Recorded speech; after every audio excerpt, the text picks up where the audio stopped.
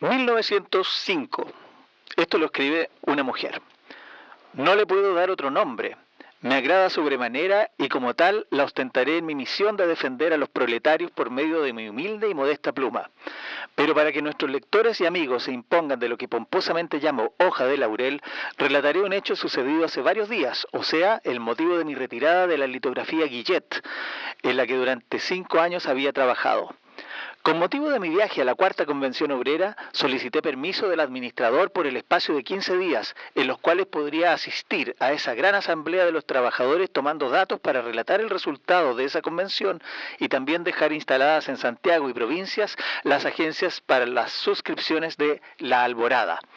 El señor administrador se negó rotundamente, argumentando razones para él muy sabias, desoyendo las mías justas y razonables, en vista de que nunca se me había negado los permisos que solicitaba.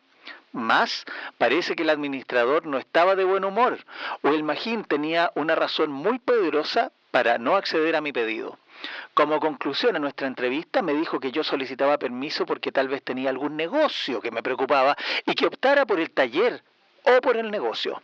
Con esto me puso, como vulgarmente se dice, entre la espada y la pared, es decir, ganar un sueldo con el que apenas alcanzaba para mi subsistencia siendo esclava del taller, no teniendo amplia libertad para mis actos, o, si no, salir de él para así poder ofrecer mi modesto concurso a la causa 1000 veces santa y noble de mis hermanos de luchas y sufrimientos. Se me presentaban 2 sendas, fáciles ambas para entrar en ellas. Una con un puesto, sí, pero monótona, pues no podía atender a mi negocio tal como deseaba, y la otra sin más expectativa que ser útil y defender a mis compañeras de taller. No quedaba otro camino. Escoger el más honroso y noble para así poder libremente tomar parte en la cruzada de regeneración en que hoy se encuentran empeñadas las clases trabajadoras. Para nadie será incomprensible que el negocio a que ha hecho alusión el señor administrador de la litografía Guillet no es otro que mi hoja La Alborada que dirijo. Es por esto que llamo y llamaré mi hoja de laurel a este nimio incidente, pues lo considero el primer susto que ha producido La Alborada. Con más sacrificios sí, mantendré esta hoja, pero en mi alma experimento la íntima satisfacción de estar en la lucha y ayudar de una manera modesta, exigua si se quiere, a mis hermanos los proletarios. Con estas explicaciones creo haber cumplido con un deber, para que no se crean otros los motivos de mi salida de la litografía Guillet, y aprovecho la ocasión para enviar un saludo a mis ex compañeros y compañeras de taller, y que ahora, más que nunca, estoy decidida para afrontar los peligros, no amedrentándome las amenazas de los sayones de los burgueses.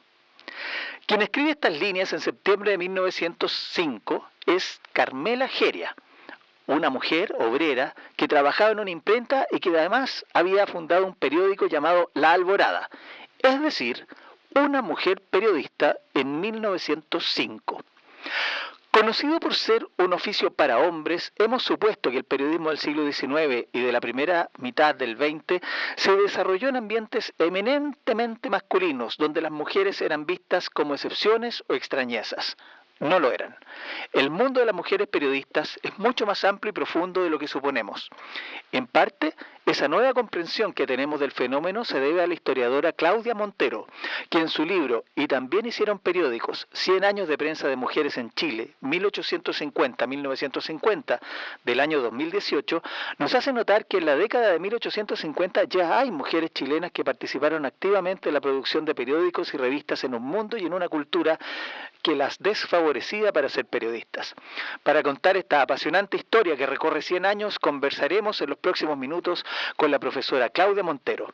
Soy Alfredo Sepúlveda, profesor de la Facultad de Comunicación y Letras de la Universidad Diego Portales, autor de Historia del Periodismo en Chile, de la Aurora en las redes sociales, y esto es Museo de Prensa Podcast. Desde manuscritos clandestinos hasta redes globales de información, los medios han sido actores del poder, de la opinión y de la historia. Esto es el podcast del Museo de Prensa UDP, un espacio para explorar la historia que ha marcado la prensa chilena, porque para entender el presente hay que entender el pasado. Claudia Montero Miranda es doctora en estudios latinoamericanos, con un doctorado de la Universidad de Chile, un magíster conjunto entre esa casa de estudios y la Universidad de Salamanca, y una licenciatura en historia por la Universidad Universidad de Santiago de Chile. Su espacio se centra en la historia de la prensa de mujeres, las dinámicas del espacio público, los discursos feministas y la historia cultural. Participa en las líneas de la investigación del DIV relacionadas con cultura política, memorias y derechos humanos y ecología política, feminismo y poscolonialidad. Es profesora titular del Instituto de Historia y Ciencias Sociales de la Universidad de Valparaíso, integrante del claustro del doctorado en estudios interdisciplinarios sobre pensamiento, cultura y sociedad, miembro del Comité de Ética de la Facultad de Humanidades y Educación y coordinadora de extensión del Instituto de Historia y Ciencias Sociales. Profesora Montero, encantado de tenerla en Museo de Prensa Podcast. Muchas gracias por la invitación. Estoy muy contenta también de conversar contigo estas cuestiones que nos unen de la historia del periodismo y de la prensa en Chile.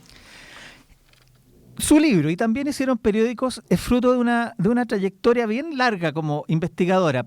Si pudiéramos hacer un poco de genealogía al respecto, ¿cómo nació el interés suyo en el tema? ¿Hubo algún momento, algún hecho específico, algún descubrimiento, algún archivo? ¿Qué detonó la investigación? Sí, bueno, hay varios factores personales puestos allí, pero me voy a referir solo a uno que tiene que ver con una mezcla entre lo personal y lo contextual, porque el primer acercamiento que yo tuve o el interés inicial para investigar sobre prensa hecha por y para mujeres en Chile en el temprano siglo XX, en el siglo XIX al final, tiene que ver con los años 90. Yo estaba estudiando el pregrado a fin de los años 90 en la USACH. Tenía relación ahí con, no sé si tú te acuerdas, el contexto político de los años 90, pero eran los gobiernos de la Concertación, sí, claro, donde hubo cierta desmovilización de los movimientos sociales después de llegar a la democracia. Y una cuestión interesante es que hubo toda una respuesta de movimientos sociales aún más en los márgenes. Entonces, como que los movimientos sociales más tradicionales se unieron a los partidos políticos, hubo ciertos movimientos que se unieron a distintas cuestiones del gobierno, pero hubo los movimientos más alternativos y contraculturales fueron más al margen. Y en ese contexto, yo recuerdo haber estado en una feria, algo así, como el parque forestal, una cosa así, y había unas chicas que tenían un fanzine. No sé si te acuerdas, sí, claro, de este formato. Todo un fenómeno de los 90, el fanzine. Han revivido, han vuelto los fanzines y se llamaba Sangre en el Ojo. Y estas eran unas chicas anarcofeministas que pensaban su lugar en la sociedad en ese momento de los años 90. Y entonces a mí me pareció súper interesante, como una ingenua estudiante de historia de último año, no sé si era cuarto o quinto año en el que estaba, hacer un trabajo de investigación para poder comparar si había mujeres anarquistas a principios del siglo XX, compararlas con estas. Con las noventeras, claro. Del fin del siglo XX. Ese trabajo lo hicimos con una compañera, Carola Gliati, y era un trabajo para un curso. Eso es súper importante, no sé si habrá estudiantes de pregrado escuchando este podcast, pero es importante cómo también los ramos y lo que aprendemos en la universidad van a ser proyecciones de nuestro futuro. Entonces fue un trabajo que estuvo muy bien evaluado y la profesora que recibió el trabajo, Alicia Salomone, vio un potencial. Yeah. Y ella nos dijo, chicas, este trabajo podría ser una tesis.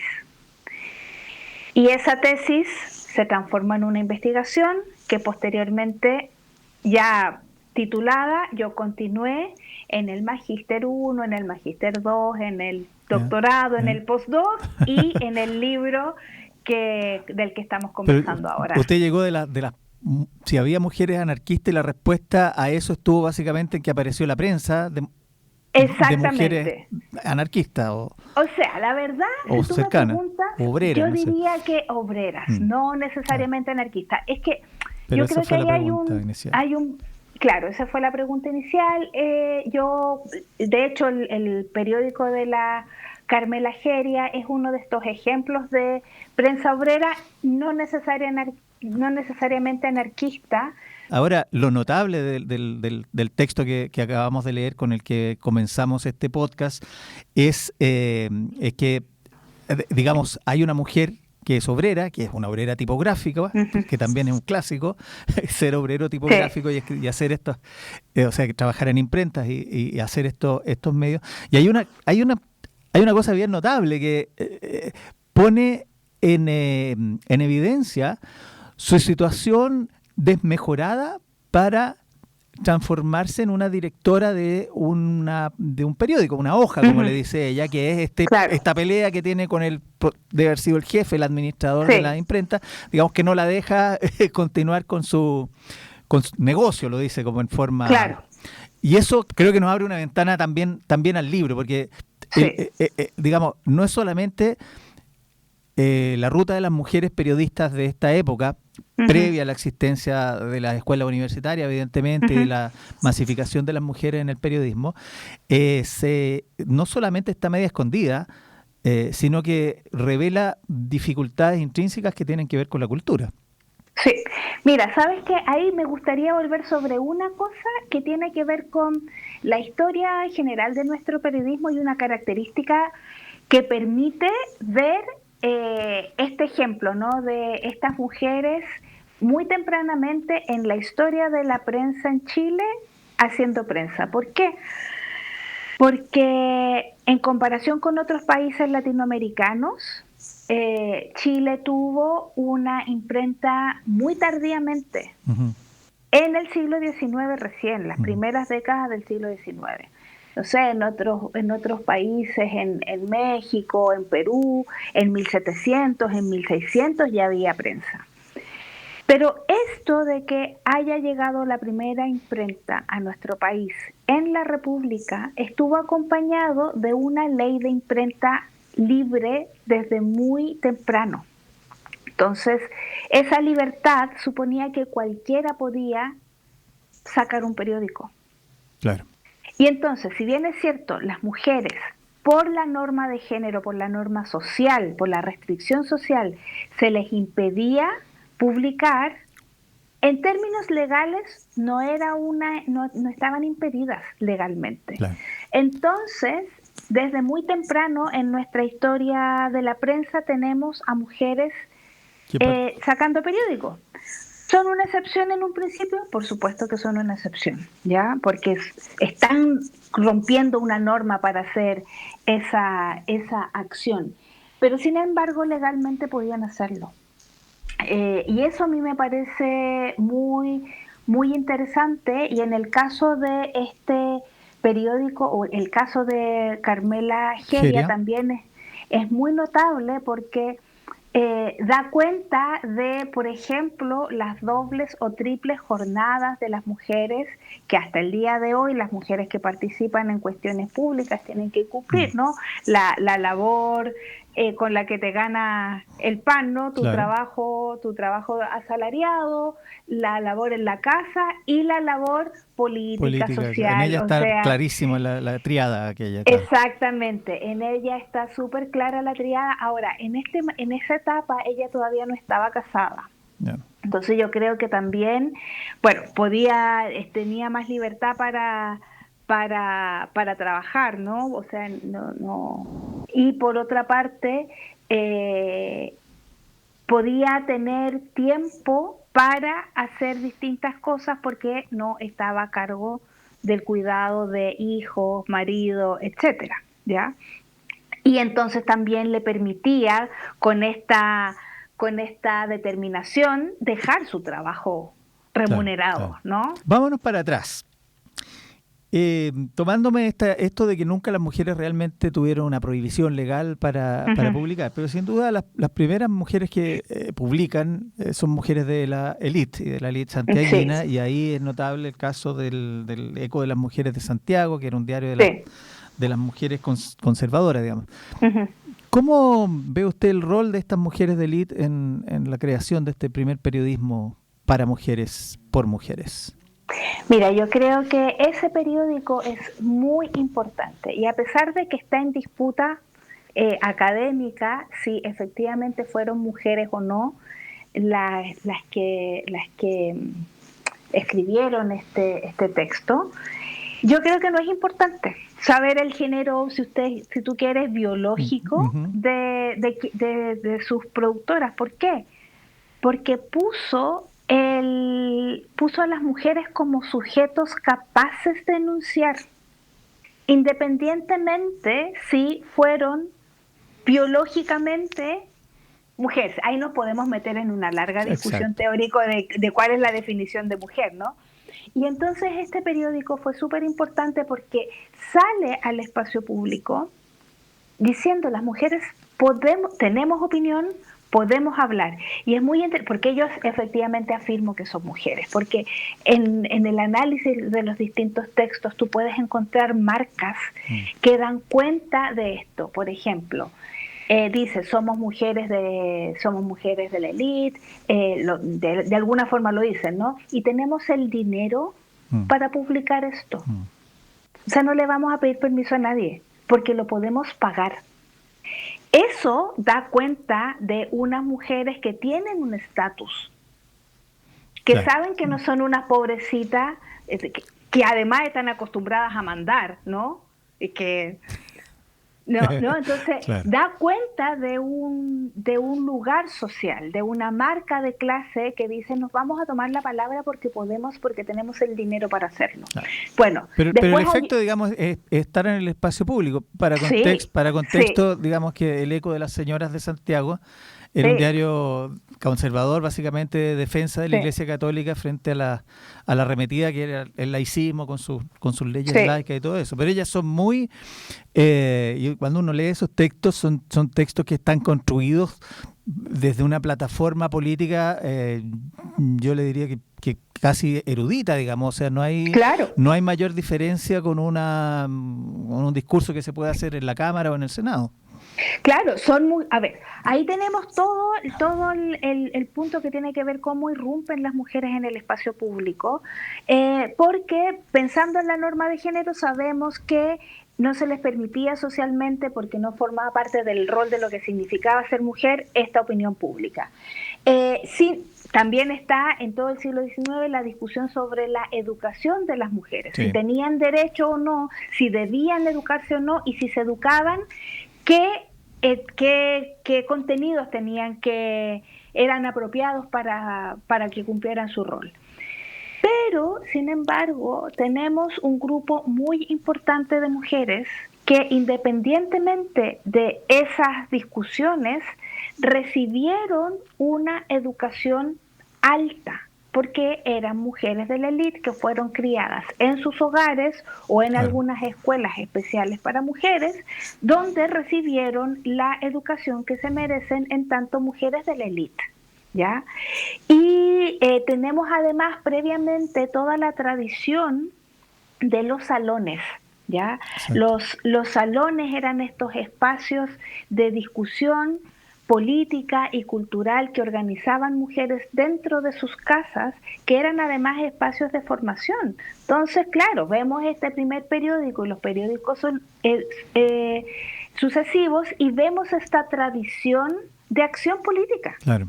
Más allá, digamos, porque tiene razón usted, como los temas de mujeres en la esfera pública, hasta la primera mitad del siglo XIX, pero también viene a entrar la segunda, son educación, básicamente, si se tienen que educar o no, o tienen que ser parte del sistema de educación pública. Y yo pararía de contar, y después algunos temas como de familia, Es bien interesante, por ejemplo, las revistas literarias, las que hay en Valparaíso, la revista de Valparaíso, que fue fundada por Lucrecia Undurraga, si no me equivoco, y ella pone estos temas, digamos, es una revista literaria, formal literaria, pero a veces hay también estas inclusiones de estos temas de educación. Lo que tú apuntas yo creo que es súper interesante, que forma parte de mi tesis, ¿no? De mi planteamiento, la idea que yo defiendo. Y es que frente a estas normas de género que restringen o que excluyen a las mujeres del poder de la palabra, ¿no? Lo que hacen ellas es tomar lo que hay disponible para poder ejercer ese derecho al habla. Y en este caso, la prensa, el formato que tiene, permite sortear, administrar esas normas de género para no recibir la sanción por romper la restricción de habla. ¿A qué me refiero? Si una mujer escribía un libro, y eso de hecho así sucedió con Rosario Rego, por ejemplo, que ella escribió La sujeción de las mujeres, tradujo el libro de John Stuart Mill y ella recibió una sanción social. Escribió su libro en 1872, creo que sale, y su próximo libro ya es en el siglo XX, como en los 40 o los 20. Entonces tuvo como 50 años sin escribir. Sin publicar. Claro. Sí, claro. Entonces había una sanción efectivamente, pero la maleabilidad, este periódico que salen y pueden desaparecer, ¿no? No quedan archivados, no quedan escritos, no queda como una obra gruesa, ¿no? Permite que las mujeres puedan usarlo y administrarlo para poder sortear estas restricciones de habla. Entonces, era muy común también para las mujeres disfrazar sus periódicos con algún objetivo X, por ejemplo, o no necesariamente, efectivamente podían ser revistas literarias, ¿no? Revistas culturales, claro. Más adelante ya vemos las magazines, pero siempre hay, lo que caracteriza que es una prensa por y para mujeres, es que siempre hay textos que reflexionan sobre la labor de la mujer. Y, por ejemplo, la Lucrecia Undurraga es súper interesante porque tiene esta revista que se llama La Mujer y ahí plantea el tema que donde se discute principalmente la educación de las mujeres. Sí. Y es un tema fundamental para ese Chile de la modernización. ¿Por qué? Porque Chile está yendo se está integrando al modelo capitalista. Por lo tanto, en el modelo capitalista, todo empieza a valorizarse. Claro. Y en la medida que toda acción tiene un valor, necesitamos pensar por qué y para qué se educan las mujeres. Exactamente. Y esa relación ha sido muy poco explorada. Muy, muy, muy poco explorada. Ahí me gustaría hacer un contraste con... hay una cita de Mercedes Marín, que es como la precursora, la primera que apareció como con una voz pública, aunque tampoco firmaba con su... Claro. Qué sé yo, que era la hija de Gaspar Marín, que tenía esta gran tertulia en Santiago, toda una figura de la década de 1830, 1840, una especie de fuerza cultural en la ciudad de Santiago, porque en su salón, digamos, va toda la gente y de parte, qué sé yo, y discute cosas.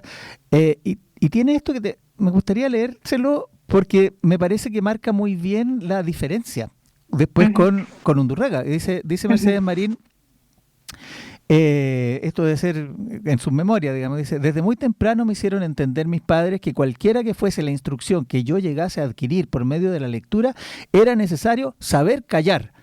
Cuando empecé a reflexionar por mí misma, conocí cuán acertado era a este respecto su modo de pensar, y exagerándolo tal vez en demasía, juzgué que una mujer literata, como era ella, en estos países era una clase de fenómeno extraño, acaso ridículo, y que un cultivo esmerado de la inteligencia exigía de mí hasta cierto punto el sacrificio de mi felicidad personal. O sea, hay un cambio cultural, yo diría que tectónico, entre Mercedes Marín y Ondurraga y las mujeres que siguieron.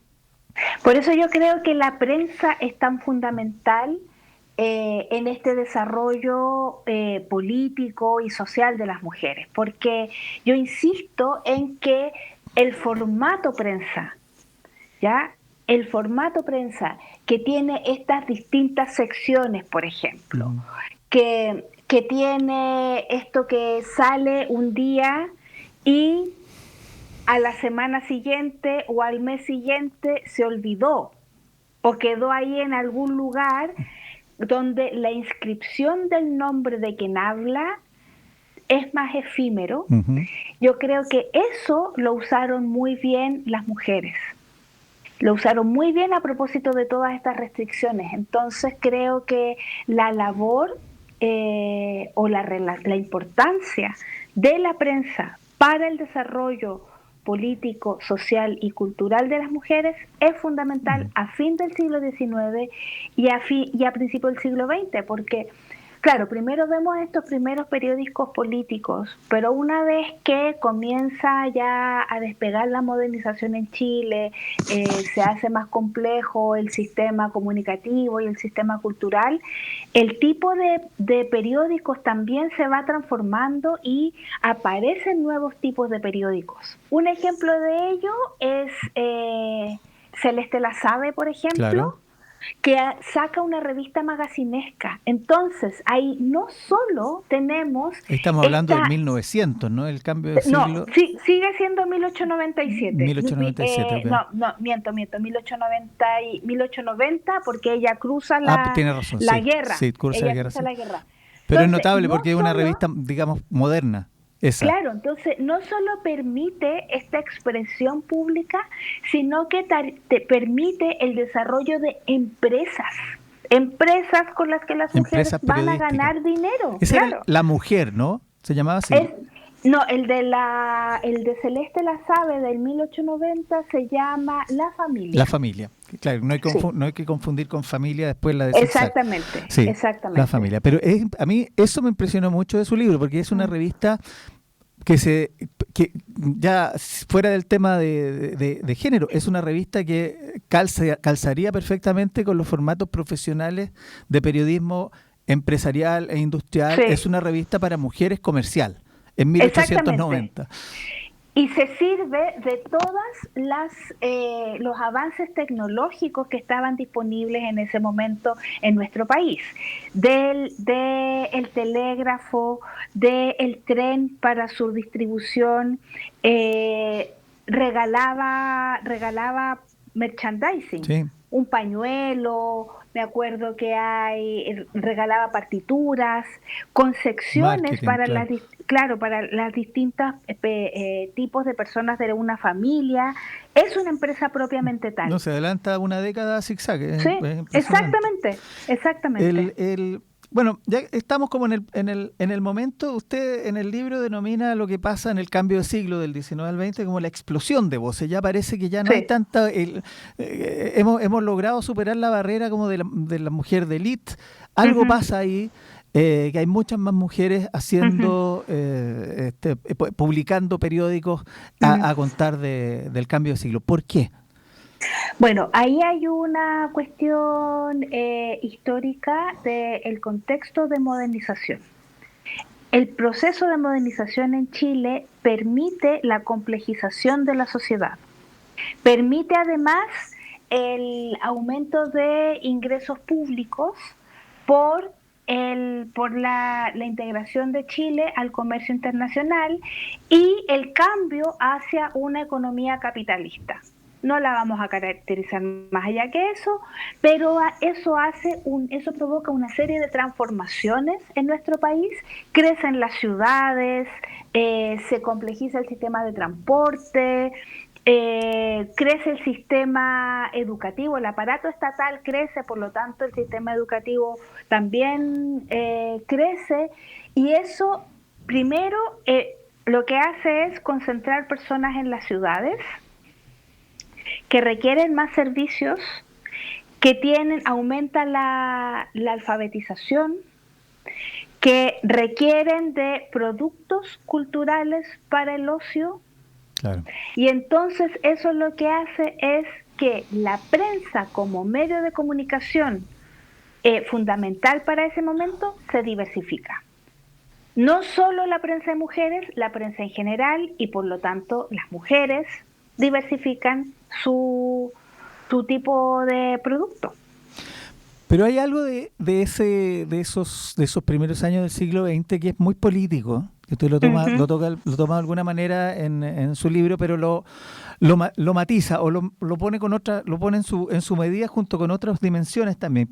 Y me refiero a eso político, que es la lucha por los derechos políticos de las mujeres, fundamentalmente el derecho a voto, que se obtiene por primera vez en 1934, pero restringido, no solo para elecciones municipales.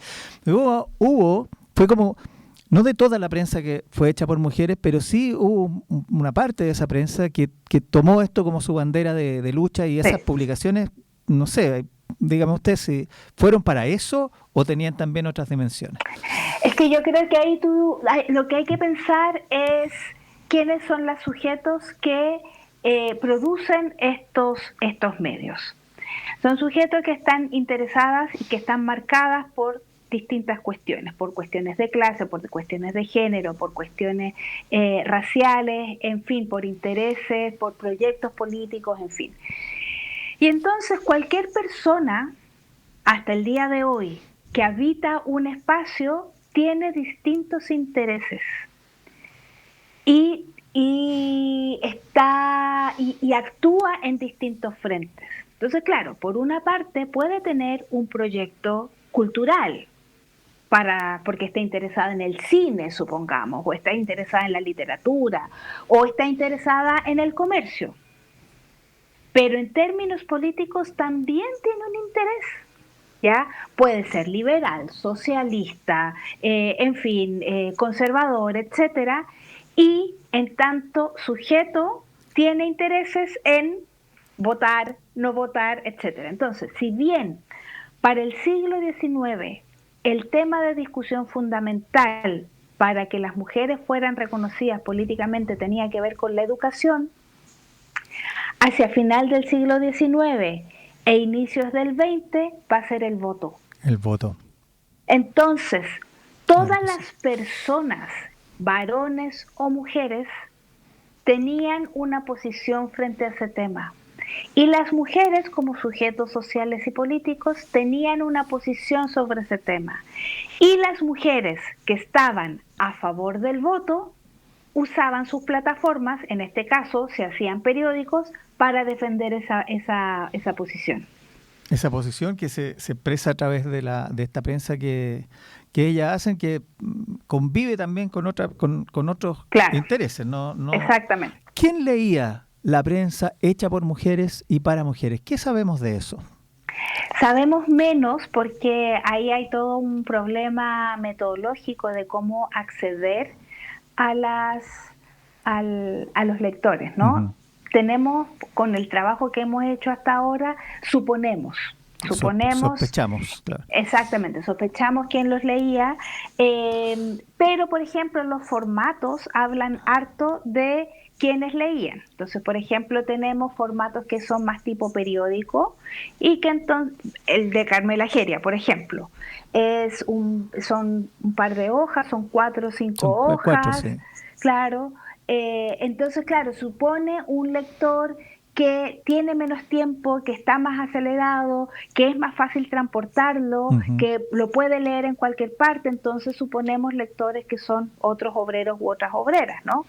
Pero por otra parte, después tenemos las revistas. Ahí tenemos el caso de, por ejemplo, Acción Femenina, uh-huh, una revista de los años 20, que es del Partido Cívico Femenino, que son más de 20 páginas. Wow. No, esa lleva una operación y es una grande. Revista propiamente tal. Entonces ahí tú supones que es una lectora o un lector que tiene tiempo para sentarse y leer, ¿ya? Te puedes imaginar un sillón, ¿no? Claro. donde ejercer esta lectura. Entonces, claro, suponemos, dependiendo del tipo de la materialidad nos dice harto sobre el lector. Algunas revistas también dan pistas de quienes leían, a propósito, por ejemplo, bueno, es súper discutible las secciones donde reciben cartas de lectores, pero eso es muy complejo porque es discutible pueden ser en cualquier inventadas, tipo ¿no? de prensa, sí. Claro, pero lo que no es discutible es cuando en las mismas publicaciones se hacen llamados al pago de la suscripción. Okay. ¿Cuánto vale? ¿Dónde llega? Y por favor pague. Claro. ¿Ya? Claro. Entonces suponemos que ahí hay gente, efectivamente había gente que leía, y yo creo que lo otro también que da pistas de la lectoría tiene que ver con esta sección de canje, donde se evidencia que entre revistas hay una circulación y hay un reconocimiento, ¿ya?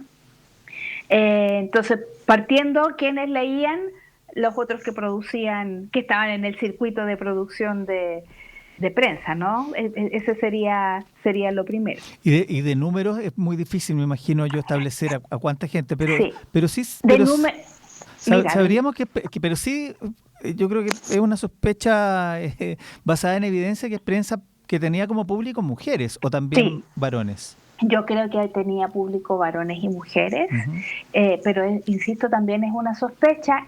Es importante el tema que tú dices a propósito del número. ¿Por qué? Porque también nos das cuenta de la norma de género que impide o que oculta la producción de mujeres. ¿Por qué?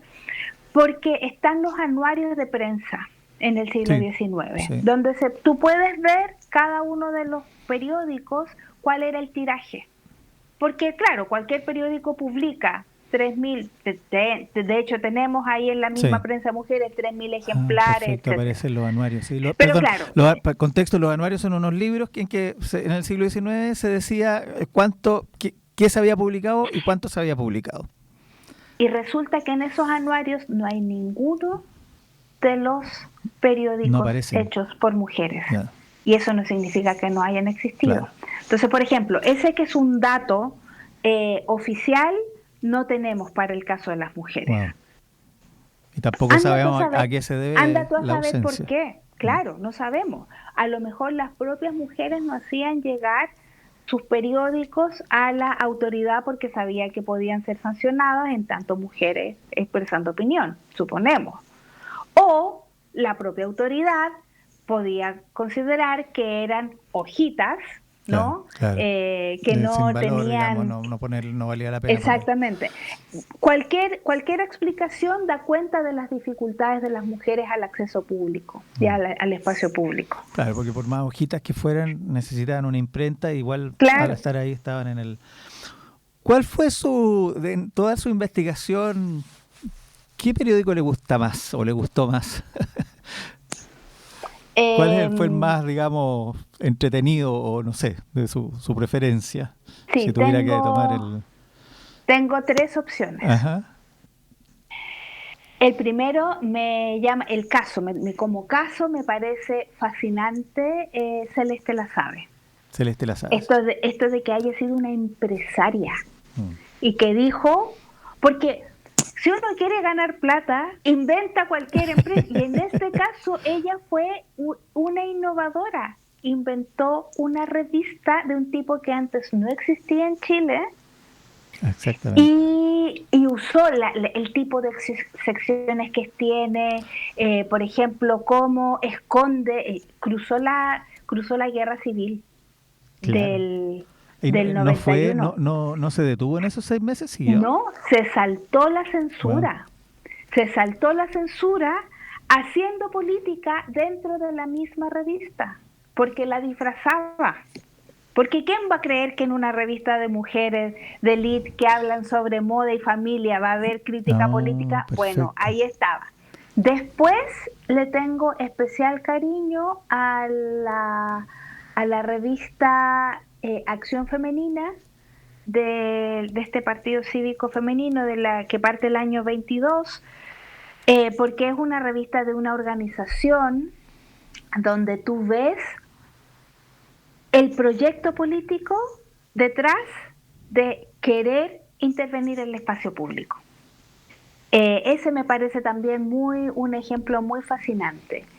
Estoy viendo acá, también está en Memoria Chilena, hay un solo ejemplar del año 23, el número 7, precio 40 centavos, es una revista con una ilustración a página entera, con una mujer, una especie de estatua de la libertad, pero humanizada, que levanta una antorcha, así como que está volando.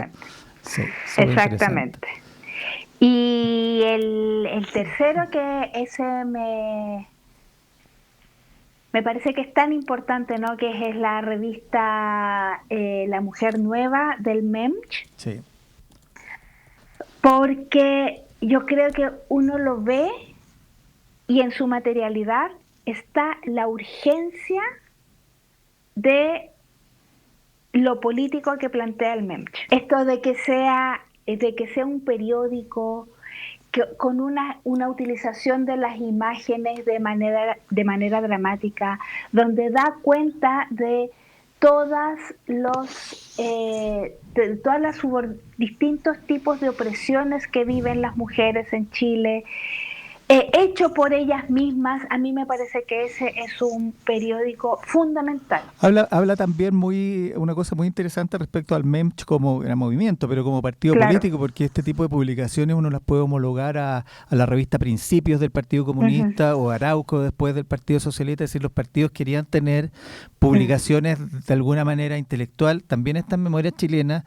Estoy mirando aquí un ejemplar del 8 de noviembre de 1935, Las mujeres y el fascismo, escribe Sofía Martínez, el año 35, y Eulogia Román, y le ponen entre paréntesis, obrera, escribe una columna que se llama La mujer obrera es doblemente explotada, y explotada con mayúsculas. Eulogia Román fue una dirigente muy importante, muy, muy, muy importante. Y de personas, mujeres periodistas que en su investigación usted haya descubierto y le llamen la atención. Sí, bueno, Celeste Lasabe me parece maravillosa, me parece muy, muy interesante.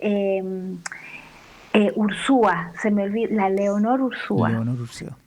Ella me parece un personaje fascinante, porque saca un periódico donde ella dice, bueno, era un personaje de Curicó, hija de una familia oligarca, pero una familia que está lleno de intelectuales, entonces gastaron toda su fortuna en proyectos sociales y culturales. Ella montó una escuela, montó la primera estudiantina, el primer liceo de señoritas de Curicó lo montó ella. Montó la primera estudiantina, algo más montó, no me acuerdo, y el periódico. Y entonces ella decía... Que es La Mujer, ¿no? La Mujer. Ella decía que era el primer periódico hecho completamente por mujeres en Chile. ¿Por qué? Porque hasta la imprenta, que era una imprenta doméstica, me imagino yo, por lo que describe... la ejecutaban unas niñas de la propia escuela, ¿ya? Bueno, y es una mujer que puso toda su vida a disposición de la causa por los derechos de las mujeres, como te digo, todas estas escuelas, las estudiantinas, etcétera.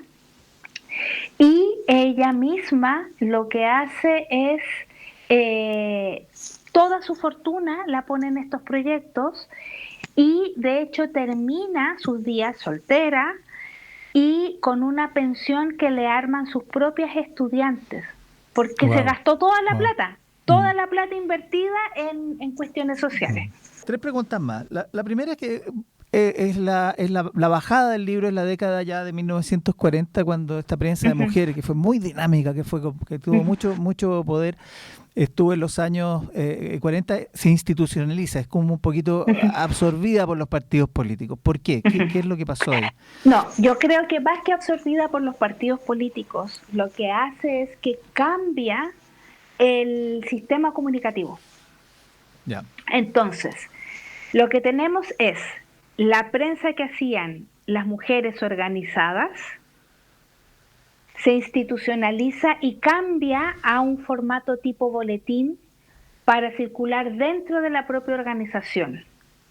Y las mujeres que hacían prensa de proyectos culturales o magacinescos ingresan a las empresas editoriales que ya comienzan a hacer y comienzan a ser editoras. Por ejemplo, Roxane es un caso bien paradigmático. Si bien Roxane no es que hubiese tenido una prensa previa, pero sí seguramente se dedicó a ser editora en Zigzag porque ya había una empresa ahí funcionando. Sí, claro que sí, tal como todo eso institucionalizado. Me gustaría llevarla más allá del libro, ya más cercano al tiempo presente.